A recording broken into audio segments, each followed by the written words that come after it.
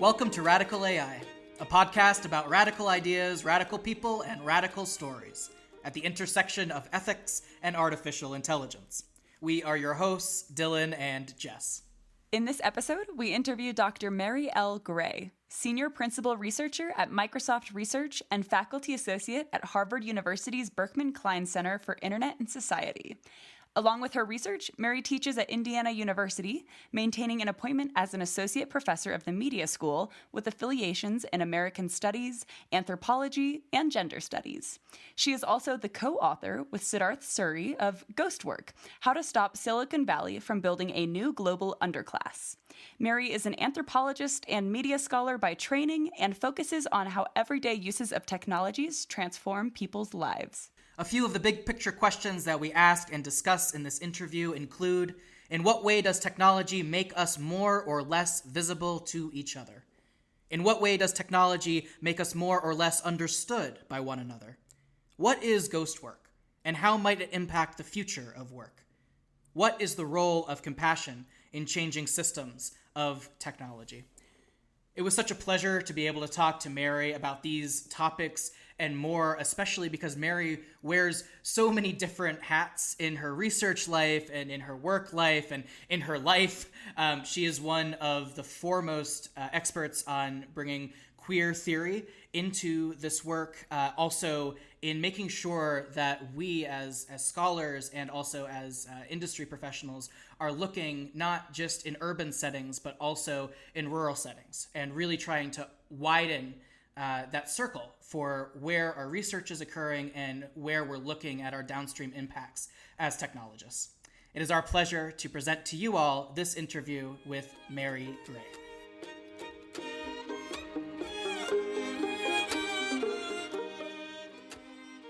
So it is our absolute pleasure to welcome Mary Gray to the show. Mary, how are you doing today? I'm doing good. Thanks so much for having me here, Dylan.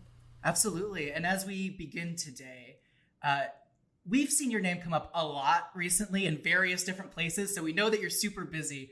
And before we get into everything that you are doing, we were wondering if you could just tell us a little bit more about yourself and how you, really what makes you tick right now. Yeah, I mean, it's funny because I feel like I keep coming back to why do I ask these questions? Because often these questions around what constitutes ethics, what it means to make change, create change through scholarship, when it can be so personally frustrating and completely absorbing. I'm trying to remind myself what is it that brings me to this work, why I don't go off and do more gardening or dog walking.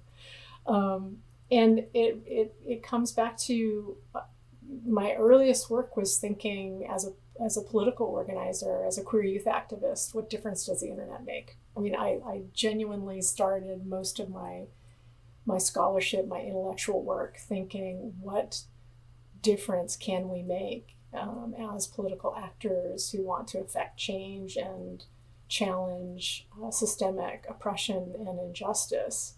What role will this technology that at the time was relatively new and really was mainstreaming in the early 90s when I began thinking about these questions, which as I say that out loud, I'm not sure I wanted to say that out loud, but that is what that question is what took me to graduate school. And at the time I was studying anthropology. Anthropology was kind of, and Native American studies were my areas of study as an undergraduate.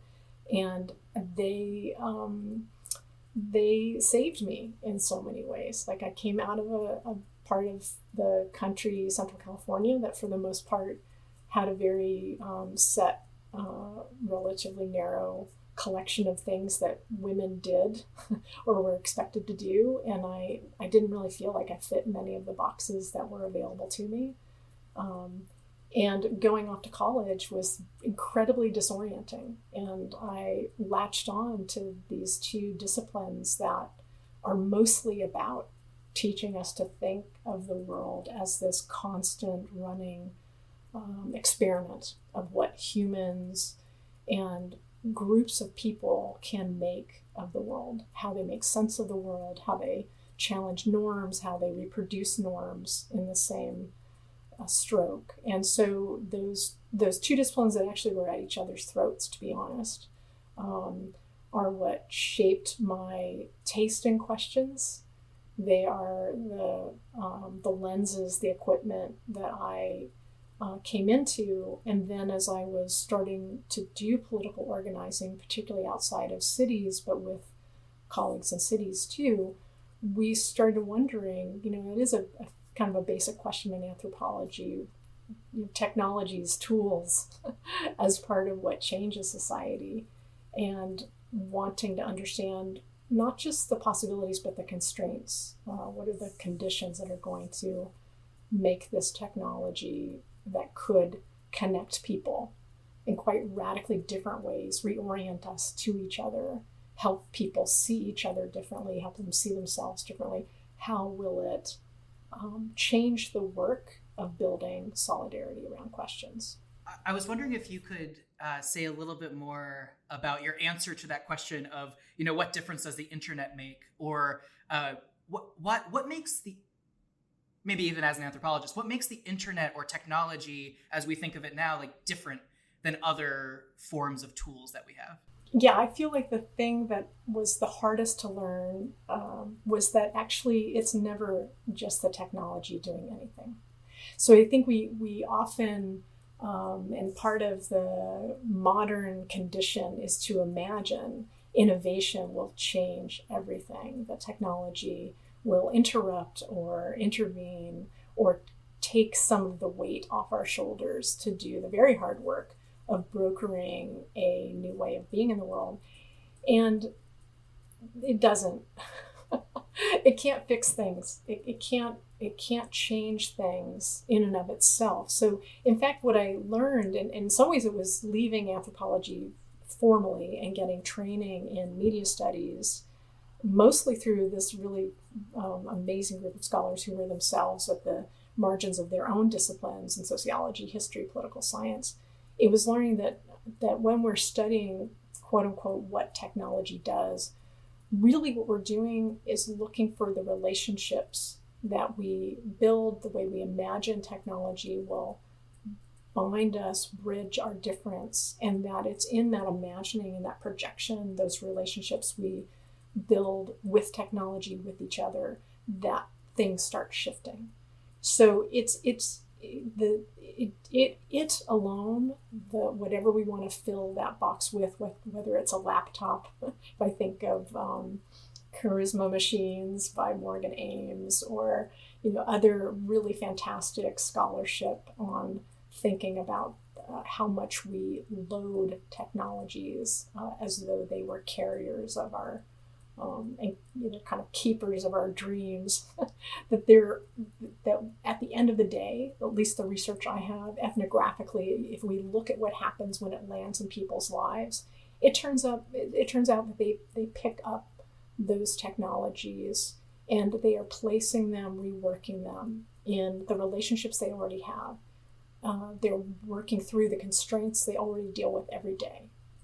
Mary, you seem to wear a lot of hats, and I see your work in academia and also in industry, and you come from this Native American studies and anthropology background, but you're also kind of labeled as an AI ethicist.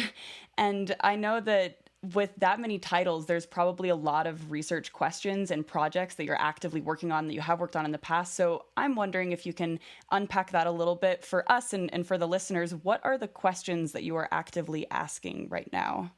Yeah. Hey, Jess, I realized I didn't say hello at the beginning of the broadcast. Hi. Hey.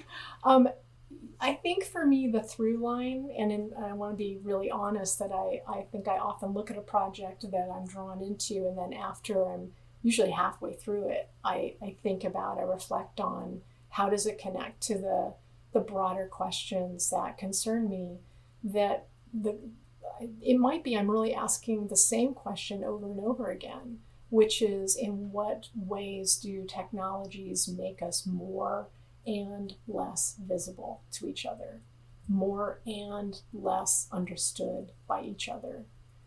And in answering that question, or arriving at some tentative sense of an answer to that question, I'm looking at what are the assumptions, that the tacit theories we're working with all the time that are blown apart when we manage to articulate our identities differently, say through web pages or through our tweets, or in the case of other research I've done around labor, thinking how do technologies that are effectively now work sites distributed around the world remake the relationships that people have to their visibility and their coherency as a worker, and seeing the incomplete, the partial project that comes with like what we think people should do with certain technologies, and then this groundswell of how people manage where that sense of power or control or clarity gets noisy and falls apart. I'm so some of the hats that Jess mentioned was anthropologist, and then also threw in this AI ethicist world. And I'm well, actually, between Jess and I, we're people that are trying to bridge some of that humanities plus technologist gap, or maybe it's not a gap. And we would love to hear some of your thoughts on that, on wearing those hats. So do you identify as an AI ethicist? Like, is that something that you bring to your work? Do you identify as an anthropologist? Do you just not like labels?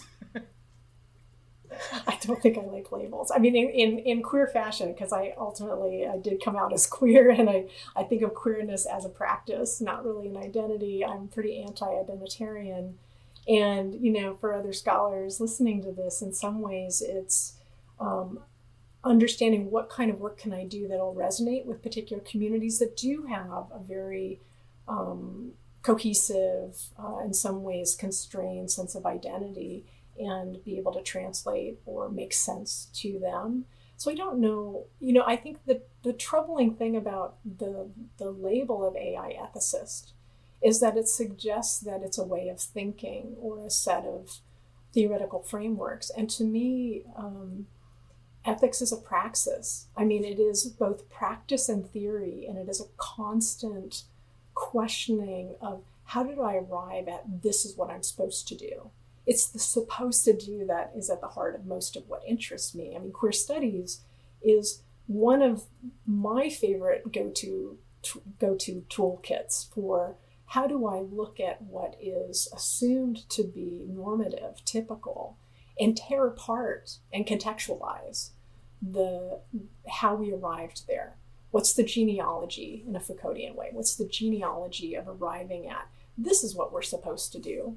Because in all cases, that's a story about what we're supposed to do. It doesn't make it less valuable or important, but it's a deliberation of different people, stakeholders, who are looking at what do we believe we're supposed to do.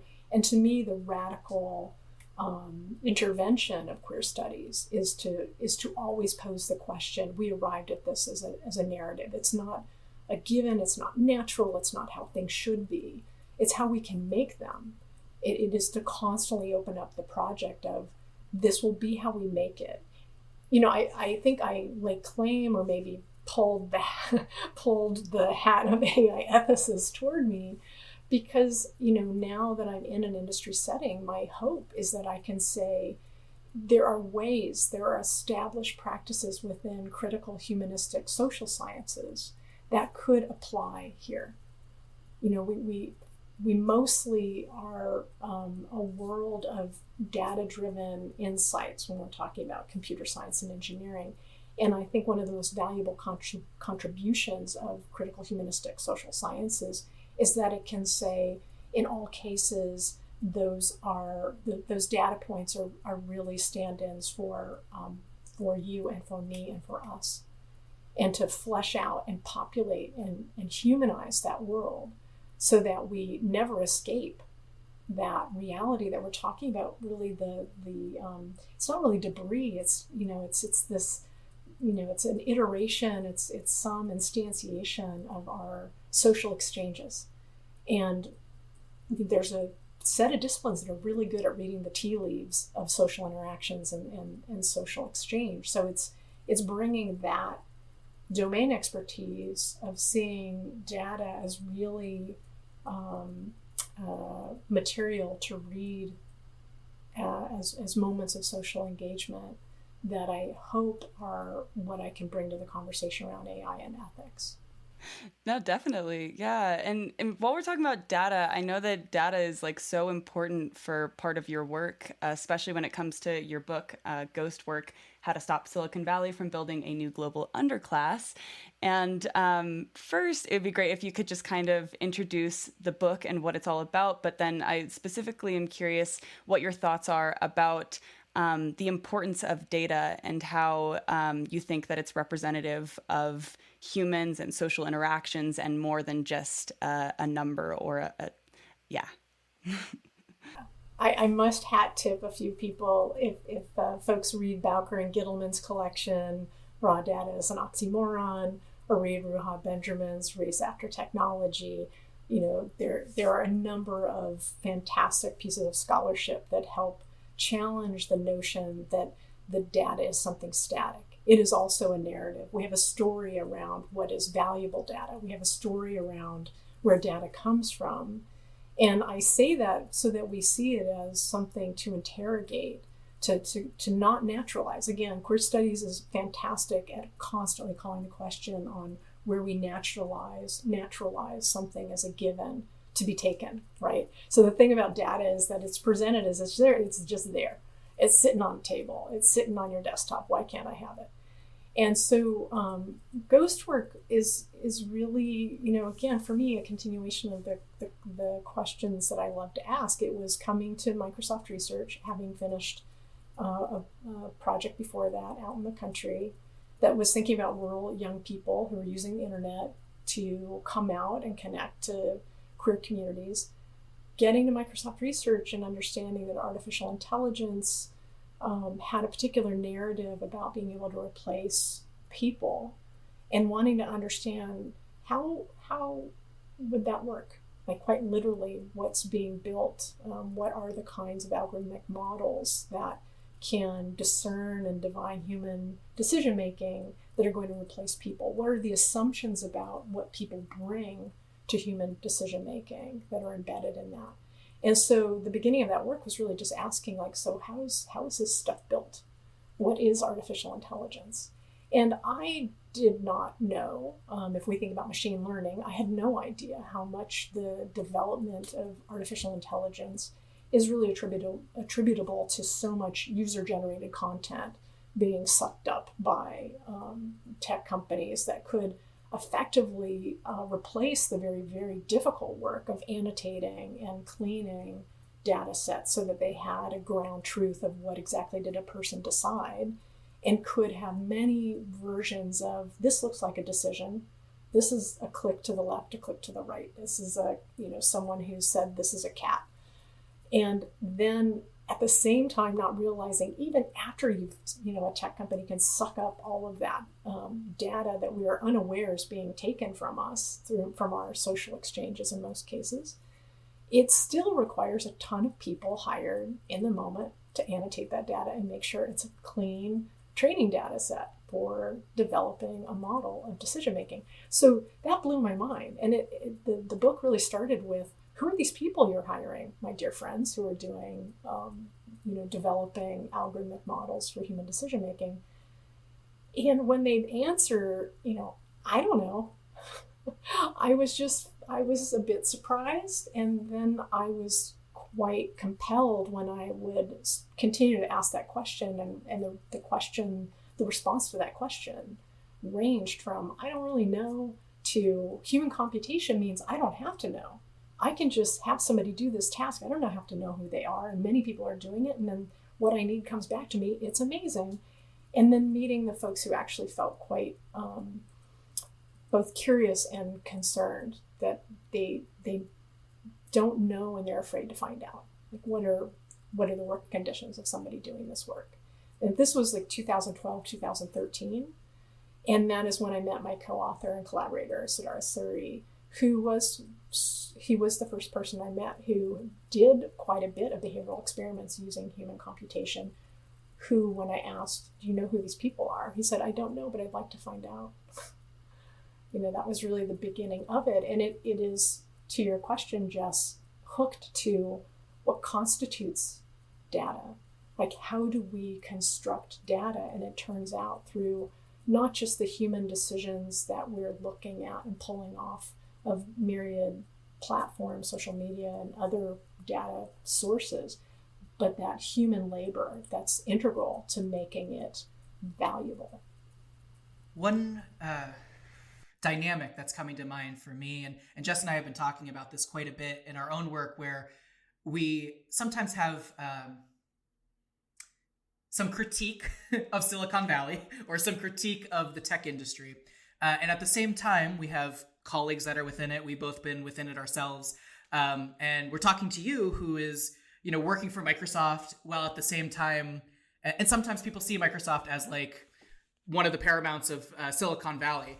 And you're also coming out with a book that's saying, how to stop Silicon Valley. And I'm wondering how you navigate that space as being kind of part of it and then also able to critique it. I want to say that I hope everyone, when they read this book or they hear me speak or we have a chance to connect at a conference, asks that question. Like, what's the relationship between the work I produce and being underwritten by an institution that produces these technologies? And the reason I think that's an important question to ask is because all scholarship is located somewhere. Some institution is funding and setting priorities for researchers. And when I was at Indiana University full-time on faculty there, for most of my first book, finishing that book, I'm in a very particular setting that resonated with me, resonated with that project. I literally felt and did at many times take that work back out to the country, like to talk with young people who I'd worked with. So for this project, being in an industry funded, basic lab meant I had to come to grips with what exactly is my project here, and who do I want to speak to? Who's my audience? And so, interestingly, there's a real luxury here at Microsoft Research, in that it's really the last industry-based lab that I'm aware of that has no check on its research. It's not vetted through a legal department. PR appreciates when we let them know before a publication comes out that might be seen as critical.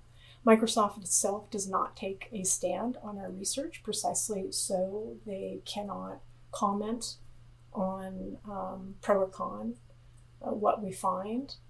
And I think that's actually unique to Microsoft Research, precisely because, and it's in a funny spot as a Silicon giant. One, it's not in Silicon Valley, but at the same time, it is an elder statesperson in this setting, and it has the luxury of building most of its wealth on technologies that are seen as closed systems, that are kind of value neutral. Now, we absolutely all know that's not true, and if you're coming from a different position, we can absolutely talk about the politics of all of this software. But importantly, it fed in and really took on the mantle of Bell Labs. It fed this basic science called computer science when it was just coming up. So it has always held this very particular position, carried the mantle of, we're here to advance this science. And I think that me joining the lab and my colleagues, Charlton Gillespie, Kate Crawford, Dana Boyd, Nancy Bain, we're an interesting set, the social media collective. We stand out, but in some ways it's a signal of a few people within Microsoft Research saying, gosh, this was 10 years ago, gosh, we are starting to do stuff that seems to engage society. And of course, when we came in the door, we were like, yes, you have been all along. Let us talk to you about that. But we could probably all say that and agree that so much of technology now more obviously is the premier socio-technical system. It shapes and is shaped by society. Technology is shaped and shapes technology, to our society. So let me say that one more time so you have a clean edit. That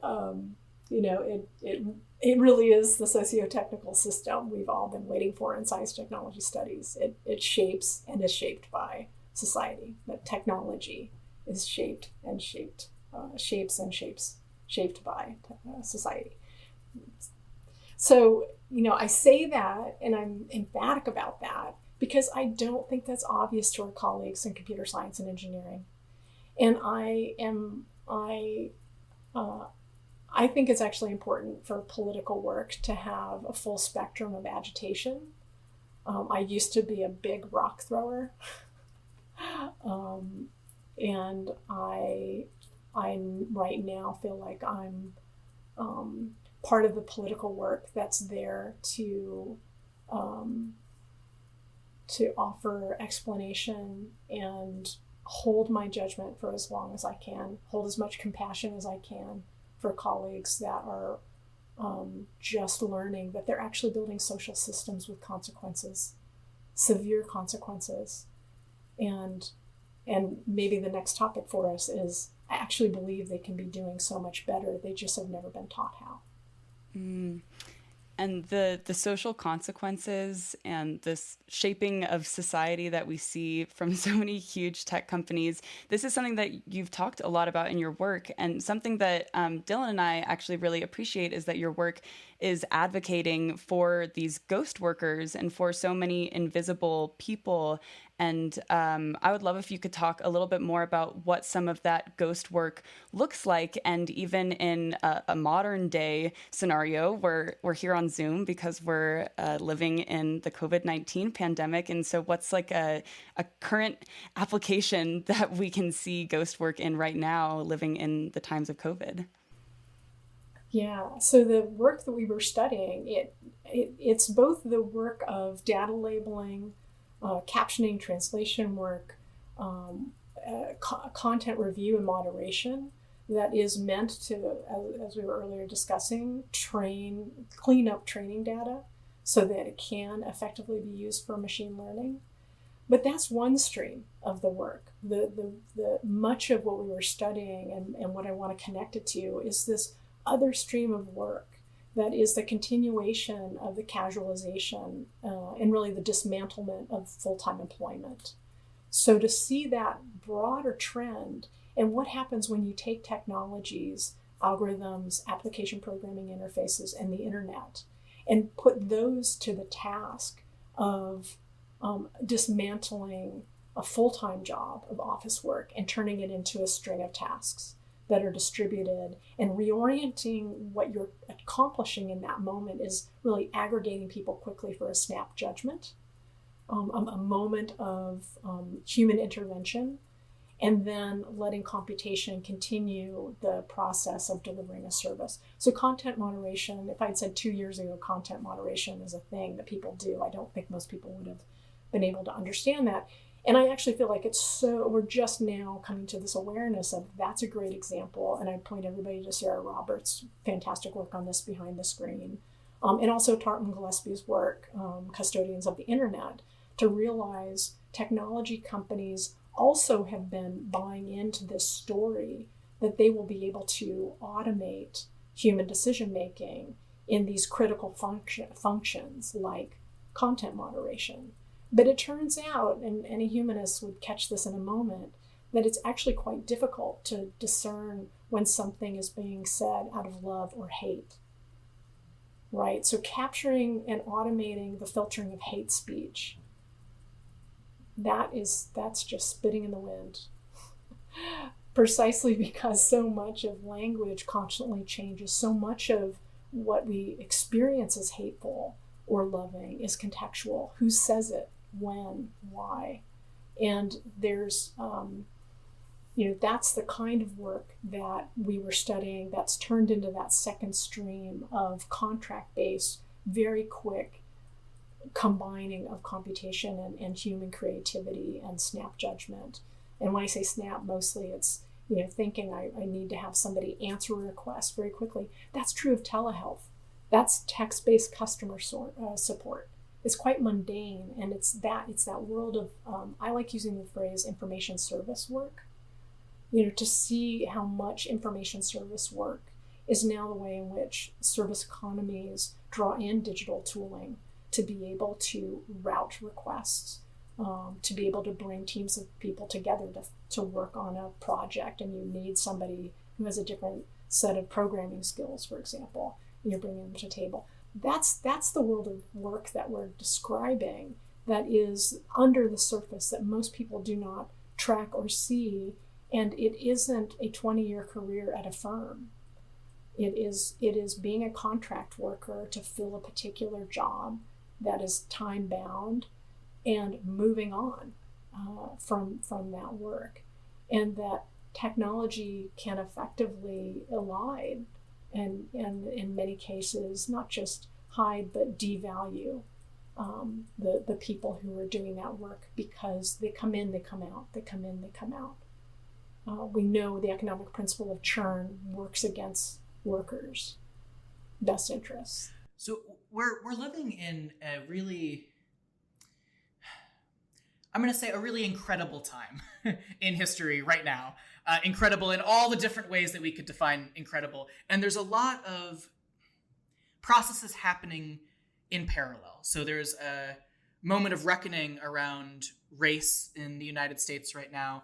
There's also, we're living through, as Jess mentioned earlier, COVID-19 pandemic. We have folks like yourself and like our former guest Lilia Rani talking about, Amazon Mechanical Turk and how we produce research. And I'm wondering if you see these all as part of a similar pattern, or how you connect all of these various things that are happening in this quote unquote incredible time that we're living in. So to me, it's the collision of these two structural changes that have been going on for 20 years. And in the book, there's a history chapter that really takes it back much further. But in more recent times, and particularly through the internet's capacity to distribute information, we have both the rise of the use of the internet to contractualize whatever can be contractualized, anything you can find on your desk that can be parsed out, and then a company can look for cheaper labor elsewhere that can fulfill the work that needs to be done. That's the heart of Lilia Rani's Chasing Innovation, is seeing where we start moving the centers and margins of value globally. But there's this second significant structural shift, which is every business, it's not just niche jobs, every business seeing, I've got this mechanism that as I strive for, some sort of automation of a particular business process, from marketing, writing, branding, podcasting, you name it, that I want to figure out which of the pieces of what I need to do can I identify as rote and then script them and automate them. That it's the surge of the approach across all sectors to, I want to break off those pieces and turn that into something that is not part of my full-time employee's day job. And so it's watching the collision of those two realities arise in service economies that are information services that mostly define economic activity, and that is the delivery driver who is picking up a food order and bringing it to someone's home, as much as it is someone who's doing telehealth, who's a nurse navigator helping me stay on my medication. Right? See those two as workers within service economies that now turn to digital technologies and tooling, but are also very much information workers. And then that second structural shift of more and more companies saying, to meet my service economy needs, I'm going to use this mechanism that can source, schedule, manage, ship, bill what I need done through a mixture of the internet, some software. I mean, I want us to all think in really mundane ways when we talk about AI. We're not talking full automation. We're mostly talking some businesses that chase full automation because you get banked chasing full automation, and most of work being hit by the semi-automation and taskification of their day job. And that's the thing I'm hoping people will track, that the accountability that I want tech industry and engineers building a platform that is software, I'm air quoting all of that, to see you are constructing a work site. You're building a work site. There is no part in history where work conditions were ever good if they were left to be determined by the people doing the hiring or by the people who were doing the tooling. We have always needed work conditions to be defined and fortified by policy, by our social safety net. So if you think about everything built for our social contract and our safety net around employment is actually hooked to a very specific technology, the factory floor.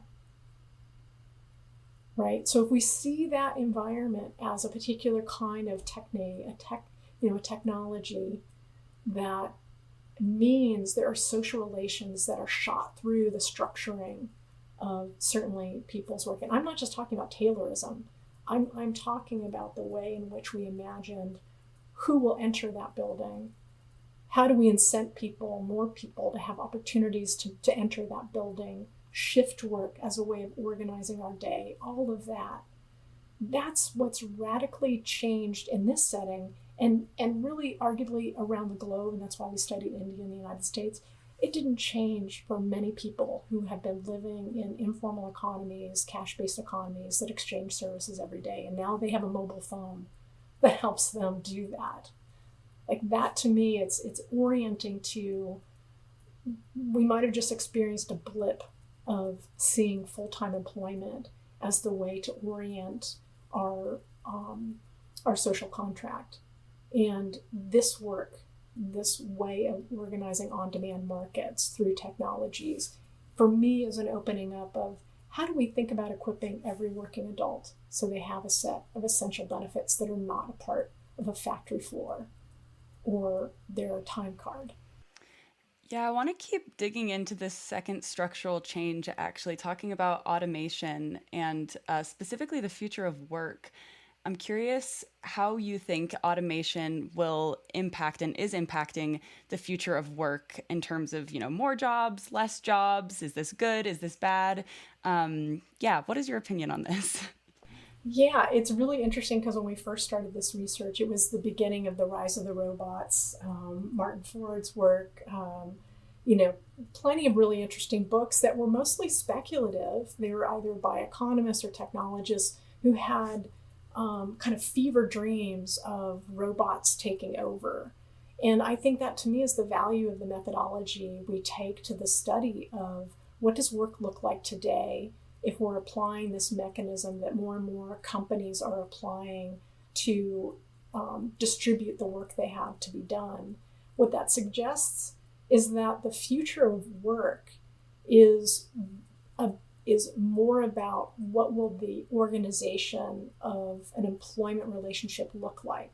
How will it be algorithmically managed in part, right? Tracking that to me helps us understand the future of work. That's why I think the present is a better place to look for, well, what does that look like? Well, it looks like people not having a reliable person to call when their account is closed or suspended for no good reason. Well, that needs to be fixed. It looks like not thinking very deeply about what work needs to happen right now, think Amazon Mechanical Turk, and what is actually a task that doesn't need to be time bound. So in our research, realizing there were plenty of projects that actually that they could have communicated, I don't need this right now, and somebody could have taken a break They could have built in a pause button. Why isn't that pause button there? Because they weren't thinking about it. Platforms were not thinking, oh, I should provide that.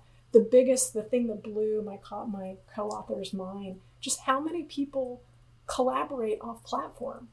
We have zero clue. And now, our research shows how much people who are most invested in task-based work are off platform, providing social connections, mentoring, support that you would expect to find in any office setting.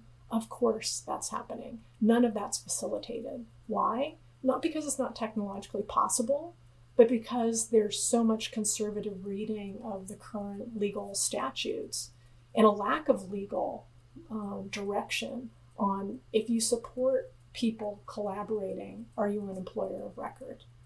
Are you liable for what an employer should be providing?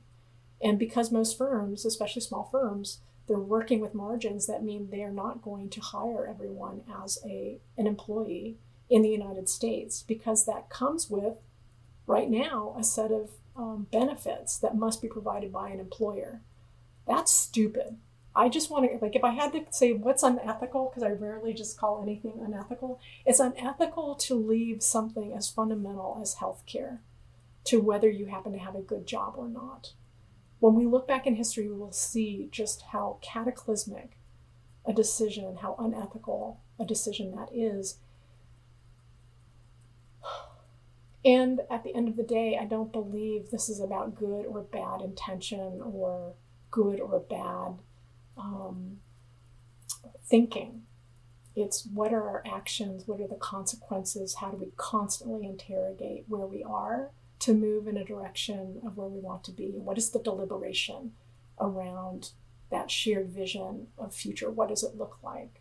So I do see more. I'm not projecting. Like, we know what has every business learned in the pandemic? Oh, some of my work can actually be accomplished by people who are working outside of a work site. They don't need to be at a shared work site. So what can I offload to a form of employment that does not cost me a work site? That is neither a good nor a bad thing. That's a thing. That's happening. What do we do about it? One of the ways that we see this Radical AI podcast project is as a political project. And by political, I don't mean partisan, right? I mean, in terms of, you mentioned Foucault earlier, right? Like, we're talking about power here and systems of power and how those interconnect. And I'm really curious for you, because you mentioned your political history, and then also it still seems like you identify as a political person, and you've also thrown in the word radical a few times here. And we always like to ask our guests, as the Radical AI podcast, what you mean by that, and whether you identify as radical in some way. No, I don't think I'm radical. I mean, I wish I was, and I have been in my past. And I think a radical political actor carries the banner, perhaps sometimes with quite a bit of friction and anger, to call out what is not happening. And I'm saying this out loud. I'm like, I haven't really thought of. I don't think I've have a good sense of what I think radical is anymore. I'm very much moved by pragmatism. It's some of that is some of my training and grounding. I believe in nonviolence. I think that's a radical act. And at the same time, I feel like the role I have to play in the setting I'm in at the moment is precisely to be a bridge builder, a peacemaker, to be able to absorb the critiques of my colleagues who want more to change faster, and to absorb the critiques of my colleagues who feel like they're being pushed and don't know what direction to go, and to be able to listen, to have compassion, and to sit with the discomfort of wanting things to change, and knowing there are people who are bearing far more of the risk and the loss of things being the way they are. Before we began this conversation, we were talking a little bit about what we wanted to talk about in this dialogue, and we mentioned a little bit about possible colorblind racism that's happening in technology spaces, and then also the well-being of healthcare workers. But I kind of want to frame that question in terms of this idea of compassion, because when we talk to folks, even just informally, when Jess and I talk to folks, it's really hard to have compassion. I think it's really difficult, and I think you in the public spaces that you interact with, you're really modeling that for folks. So if you can just solve compassion for us in the next few minutes, that would be wonderful. But how do we have compassion for this world that we've been given? It's a team sport. So I actually believe that compassion isn't one person's job. It's how do we, within settings where we want to create change, have agreement or negotiation or create space for each other to act in different ways and understand where those actions are coming from. Now, for me, cultivating a sense of understanding so that I'm not assuming someone is acting in malice, and that individual, even when I feel like they are doing something terrible, believing, and it is a belief, it's not a truth, believing that there is some capacity for them to change, and that I will be changed as they change. That is what feeds my ability to sit with where things are, not in a static way, but in knowing that in a move where I'm telling somebody what to do, that is its own kind of violence. Because I feel like right now, I don't know anybody whose heart doesn't feel broken again, over again. It's actually been quite surprising to see the mainstreaming of white people caring differently about Black lives, but caring differently about their own complicity, their own complacency, their own participation in circulating oppression. And I feel like again, back to queer studies, one of the most important things I learned when I came up and out through queer studies and through queer movement was this understanding that it's not about finding how we're all the same under the skin. It is genuinely saying we are so different, and I am better for taking in your difference and understanding your difference. That I am a better person for that. And the compassion to me does come from this place of believing that the training I've received in thinking about my role, the racism I perpetuate every day as a white person. I was saying this to somebody earlier this week, I don't transcend that in my life as an individual. That's not how this works. It is constantly coming to that awareness that what I change it's not going to be about me as an individual.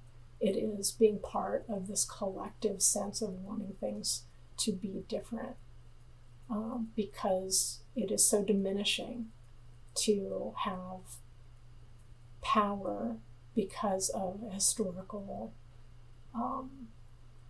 violence, and that there's not a person who escapes that's true of every social norm. So straight folks out there, accept that every day you are part of what perpetuates oppression for me, and then what do we do about that? I think that's where the compassion comes from, is accepting there's just no way to move in the world as a human without perpetuating systems that naturalize how things should be. And in that means there is destruction and violence against folks who don't fall within those categories. And here to me is the connection to AI and ethics. that ethics is precisely coming to that awareness, sitting with that awareness, and being part of reflecting on how can we do otherwise. Like to let it be this open question that's constantly remaking itself. You don't get to land on the de-biased data. I'm so thankful. We moved really quickly through that. Well, I think we are. I see these moments where I'm like, okay, some older white dudes have not, but that's okay. That's okay. I would say most of the folks coming up understand, who are listening to this podcast, there is no de-biasing data and we get to move on. And this goes to the core of what we were talking about earlier. That means much of what we have to learn is to stop thinking about this as a data set to perfect, and to assume that this is about constantly rebuilding our social relationships with each other, and that technologies have always been a part of that.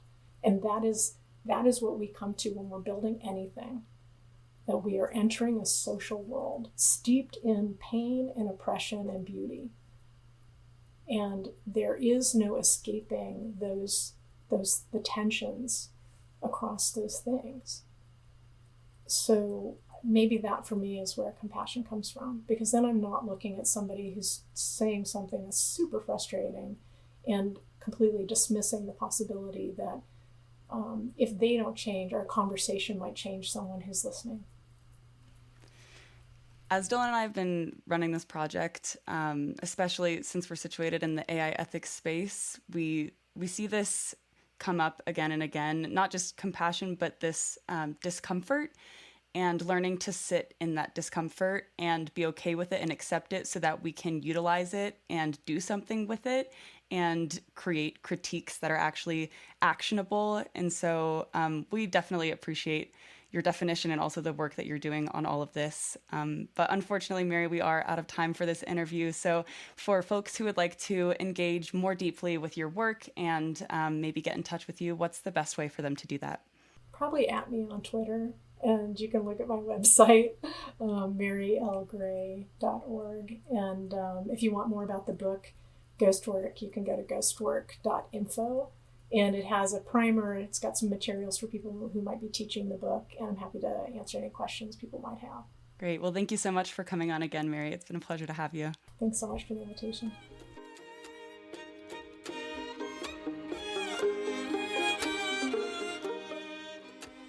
Again, we want to thank Mary Gray for coming on the show today and for a wonderful conversation in which, again, we covered so much ground. I felt like there was so much just content that I wanted to dig into more than we had time to. Mary is just such a brilliant scholar and such a compassionate person. And we can talk more about compassion in our conversation. But Jess, I'm curious what stood out to you in this interview with Mary. First, I think I'd just like to say that talking to Mary made me feel so comforted.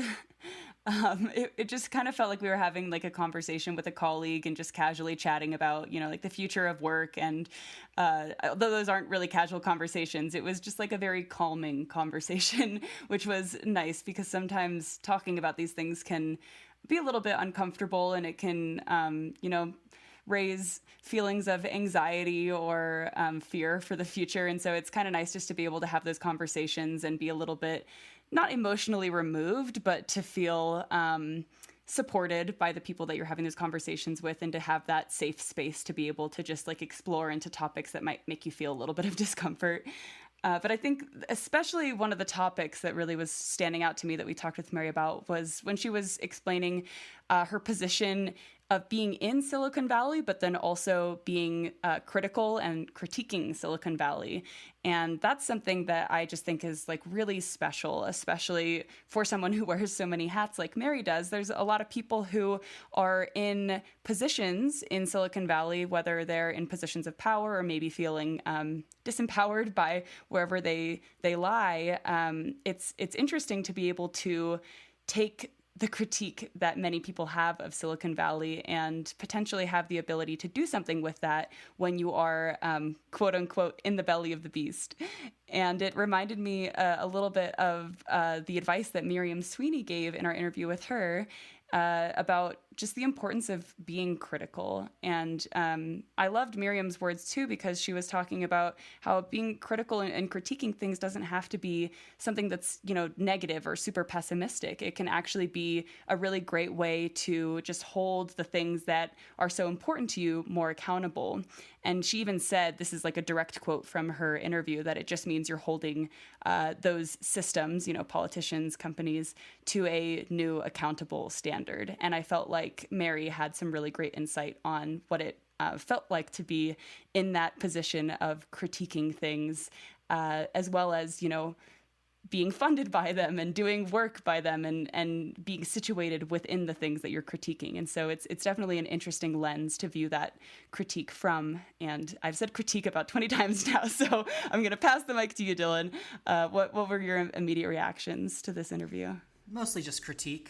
It's probably so it's like when Mary gets on the call. So whenever you get on the call with someone, like on a Zoom call, and you haven't talked to them before, and maybe it's taken a while to get it set up, and they're like a big name in the industry, in the world, like Mary is. You always kind of wonder like how those first like 5 seconds are going to go. Like, what energy are you going to bring to it? What energy is the guest going to bring to it? Maybe they're having like a chaotic day or whatever. And this was one of those times where we got on the call, and I just and I say this as a minister, right? Like, I immediately felt ministered to. There's just something about like Mary's presence in this space where I feel like she just had so much immediate respect for us as not just colleagues, like in a professional sense, but just as like people, where we're trying to like figure out the answers to these same questions and doing it in like a collaborative way. And that was the first thing that struck me, is like her presence. And I think this came up when Mary began talking about her role as a senior principal researcher and as a professor, and again, all the many hats that she wears, how she sees herself as a bridge builder and a peacemaker. And I was really taken aback when she said that, because what I was expecting, this was in the radical conversation, right, where we asked her what radical meant to her and all of that, and I really had expected her to be like, oh yeah, no, this is what radical means to me, and this is what I mean, and this is how I situate myself in it. And I just felt really disarmed by her understanding her role as a bridge builder, peacemaker, and a pragmatist in that space, and that. I think I'm processing like what that means, what that looks like, maybe for me, because that's like how I want to see myself in that space, right? It's like, well, how do you do that? Well, how do you bring the pragmatism together with the peacemaking and with the bridge building? And I think what it sounded like from Mary is that it all comes together in this concept of compassion and ability to have difficult conversations, to sit with discomfort, but to remain at the table with one another, even through all of that discomfort. And I think the last thing that I would like to highlight from this interview is this conversation at the end about how we're all complicit, about how, as a straight person, I am complicit in the oppression of the LGBTQI plus community. As a white person, I'm complicit in the oppression and the marginalization of the Black community, and the list goes on. And I think that was the most uncomfortable part of this conversation for me. And I think we should, and maybe for you, honestly, listeners, as when you heard Mary talking about that. And I think that's so important, no matter where we are situated in the academy or industry, or just as people new to the space, maybe. That is so pivotal to doing the work and being invited to do the hard work to make a more equitable space. And maybe this is a great opportunity as well, Dylan, for us to invite ourselves and also our listeners who might be feeling a little bit of discomfort at maybe some things that we talked about in this interview, and things that we talk about in any interview, or just topics that come up in the AI ethics field, to sit with that discomfort. This is something that we really encourage you to do as you listen to some of the conversations that we have on this show. If you feel like you're pushing back on an idea, if you feel like you're being pulled to challenge your own opinions or predispositions, sit with that discomfort. Question why you may think what you think, and invite yourself to feel compassion. And I think that's one of our hopes for this show, is to invite folks, and especially through the conversation started with our guests, invite listeners into these uncomfortable spaces. Because again, that's where the work is, that's where the growth is, that's where the development is. And honestly, with a show called Radical AI, if we're not making you uncomfortable at some point, then we're probably not doing our job. So we would love to hear about it, honestly. Like if you want to send us an email, if you don't want to say it publicly on Twitter, or if you want to tweet at us in ways that like some of these conversations are maybe pushing your boundaries in either wonderful ways or honestly difficult ways. I know Jess and I are pretty open on the show about different conversations we have in ways that they're challenging our own assumptions and biases and all of that. So we would love to have your commiseration, but also to have your vulnerability in continuing those conversations. And for more information on today's show, please visit the episode page at radicalai.org. If you enjoyed this episode, we invite you to subscribe, rate, and review the show on iTunes or your favorite podcatcher. Join our conversation on Twitter at RadicalAIPod, and as always, stay radical.